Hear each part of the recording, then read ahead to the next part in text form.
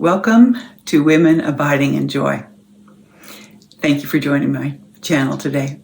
We're going to get our message from the book of Habakkuk. We started a series last week, and if you weren't able to watch that, there'll be a link for it in the description box. But each lesson should stand on its own, so let me just recap for a minute what the context of is for the book of Habakkuk. He was a prophet who lived about 600 years before Christ was born. And at this time, he was ministering to the southern kingdom of Judah, and there was an incredible amount of corruption and injustice at this time. And so he is just so upset about this and wonders, where are you, God? Why are you not intervening? This is supposed to be God's people. They should be a light to the nations, and instead of a light, there is just darkness. And so he complains to God, and we witness that in the first 4 verses of chapter 1.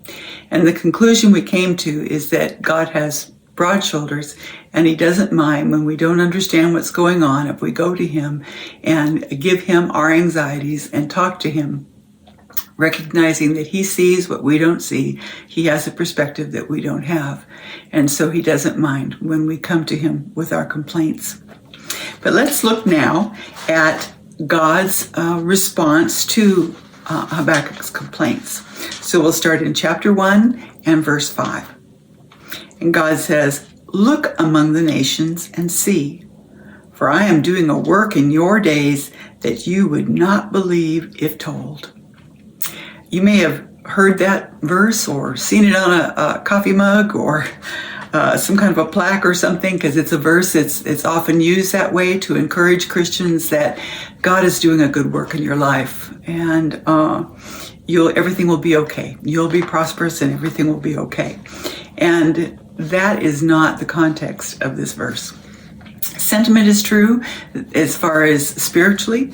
If we trust in God and abide in his Son and in his word, he says we will bear much fruit for him. And so we could definitely say that God is doing a good work in each one of us. In fact, Paul uses that very phrase in Philippians, that God is doing a good work in us. But in this context, this verse is not saying something is going to be too good to be true. He's saying that it's too bad to be true, and that Habakkuk is going to have trouble with what he's saying because it's hard to digest how difficult this is going to be. Let's look at Habakkuk chapter 1, starting at verse 6 now. "For behold, I am raising up the Chaldeans," that's the Babylonians, "that bitter and hasty nation, who march through the breadth of the earth to seize dwellings not their own. They are dreaded and fearsome. Their justice and dignity go forth from themselves." In other words, they're going to do what they think is right for themselves. That's all they really are concerned about. "Their horsemen are swifter than leopards, more fierce than the evening wolves."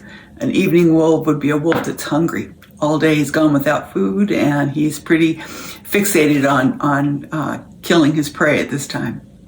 "Their horsemen press proudly on. Their horsemen come from afar. They fly like an eagle, swift to devour. They all come for violence, all their faces forward. They gather captives like sand. At kings they scoff, and at rulers they laugh. They laugh at every fortress, for they pile up earth and take it. Then they sweep by like the wind and go on. Guilty men, whose own might is their God." So God sees what's going on. He knows about the injustice, and he is going to do something about it. And he's using this wicked nation to judge his own nation. He's not somehow ignorant of who these people are and how evil they are. He knows that. And he's going to use them for his purposes. Now, this is not what Habakkuk had in mind. This is a very difficult thing for him to hear, as you can imagine. And so when that happens to us, when we are praying to God, hoping for a particular answer, and we get something maybe even much worse, Sometimes our lives can seem harder because we're Christians. It's the best life to be a Christian, but it's certainly not the easiest. We might have a crisis of faith too. We might have a time where we're thinking, God, you're just making this worse, not better. And we can do one of three things during that time. We can deny it, kind of have the idea that everything will be fine. God's going to take care of it. I don't have to worry. But it's almost more like apathy than truly living by faith. Or we can, like I said, deny it, or we can get angry and walk away. Say, if God is going to answer my prayers that way, then I don't have to believe in him. I don't even think there is a God. And walk away. And those are terrible choices, either one. But there is another option, thank the Lord. And the answer is even in Habakkuk's name. His name means to embrace or cling or even to wrestle. And doesn't it seem that now Habakkuk is having to cling to God and wrestle with him? How could this be true? How could you really allow this terrible thing to happen? It's kind of like when Jacob wrestled with the angel of God, and he said in Genesis 32:25, I won't let you go until you bless me. And so there's times when we just are in the valleys of our life and things aren't going like we want or think they should be going. And it might be that time that we really have to wrestle with God and be honest about how we feel and how we think, and take it to God, not get angry and walk away, but cling to him all the more and wait on God. And so Habakkuk does just that. He's going to continue to wrestle with God. Let's hear what he has to say in chapter 1 and verse 12. Are you not from everlasting, O Lord my God, my Holy One? We shall not die. Some versions say you shall not die, the idea of him being everlasting, or we shall not die. It's really not going to happen. We're not going to be taken over by the Babylonians. O Lord, you have ordained them as a judgment, and you, O Rock, have established them for reproof.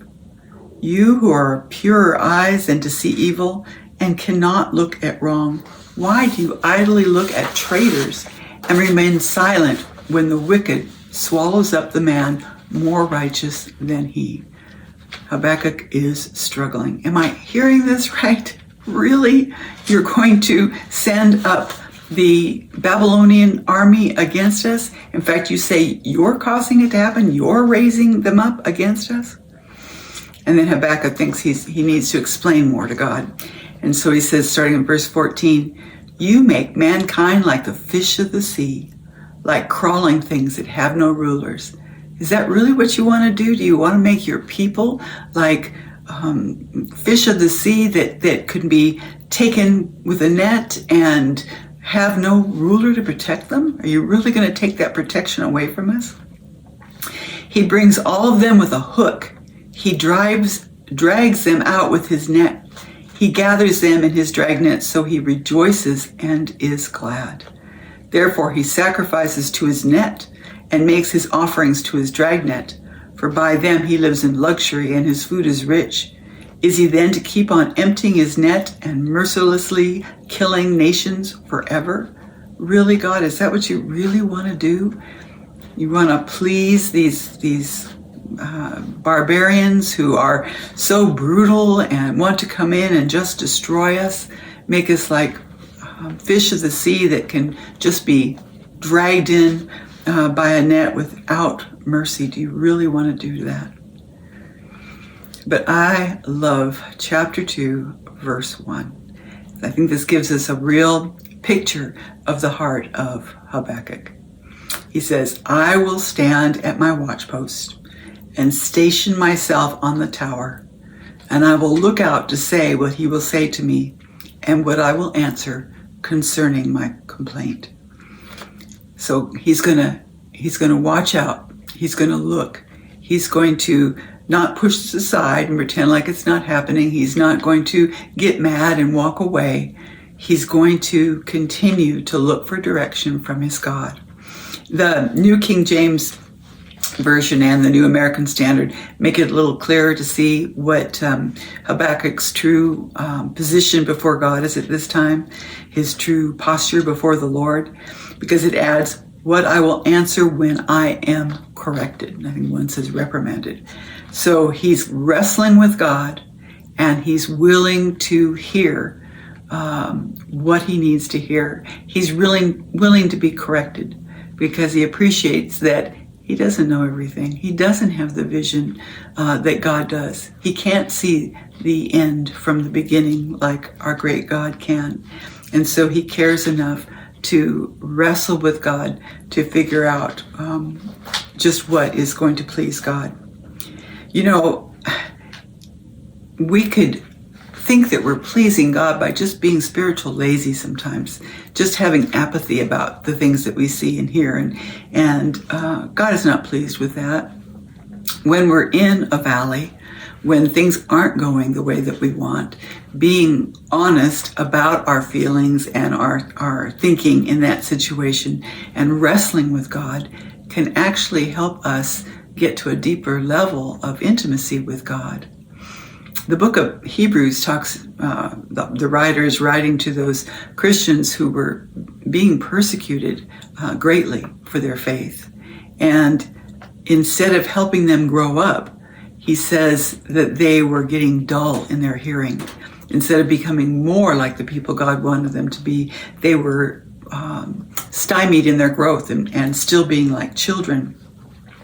He says in chapter 5 and verse 12 of Hebrews, "For though by this time you ought to be teachers, you need someone to teach you again the first principles of the oracles of God. You have come to need milk and not solid food. For everyone who partakes only of milk is unskilled in the word of righteousness. He is a babe. But solid food belongs to those who are full age, that is, those who by reason of use have had their senses exercised to discern both good and the evil." And in our striving to know God's will, and in our willingness to look at when God says no to our prayers, or he says wait, or it seems like it even got worse when we prayed for it, when we're willing to wrestle and embrace and cling to God during those times, we can grow in a way that these Hebrews needed to grow. Proverbs 3, verses 5 and 7 says, "Trust in the Lord with all your heart, and lean not on your own understanding. In all your ways acknowledge him, and he shall direct your paths. Do not be wise in your own eyes. Fear the Lord, and depart from evil." And I think as much as Habakkuk was struggling with what was going on, there was a part of him willing to trust in the Lord and lean not on his own understanding. So he's going to go to the watch post and wait for God and allow him to correct him. Isaiah 55 in verses 8 and 9. Isaiah 55 finds its way into most of my lessons, doesn't it? But he says, after telling these Jews that they need to seek the Lord, he says, "For my thoughts are not your thoughts, nor are your ways my ways, says the Lord. For as the heavens are higher than the earth, so are my ways higher than your ways, and my thoughts your thoughts." And that was true in this situation with Habakkuk, and it's true for you and I as well. Psalms 27, 13 and 14, David says, "I would have lost heart unless I had believed that I would see the goodness of the Lord in the land of the living. Wait on the Lord, be of good courage, and he shall strengthen your heart." Wait, I say, on the Lord. And that is certainly what Habakkuk was being told to do, to wait. And while he was waiting, he needed to think of the character of God, which Habakkuk was doing. He saw, you're of pure eyes. You don't want to even look on evil. Could this really be? And that's why he's struggling so much with it. And while we're waiting and struggling, there's times where we need to just remember the goodness of our God. Even when things don't make sense to us, just trust in that and wait on the Lord. And really, that's the goal for all of us, to learn and grow as we wait on the Lord. So next week, we'll eavesdrop a little more on this private conversation and see what is going to go on between God and his prophet. I hope that it was valuable for you today to think about the need that we all have to wait on our Lord and to trust in his ways, which are higher and mightier than ours. So please subscribe if you haven't already, and I would love it if you join me next week. Take care, ladies, and God bless.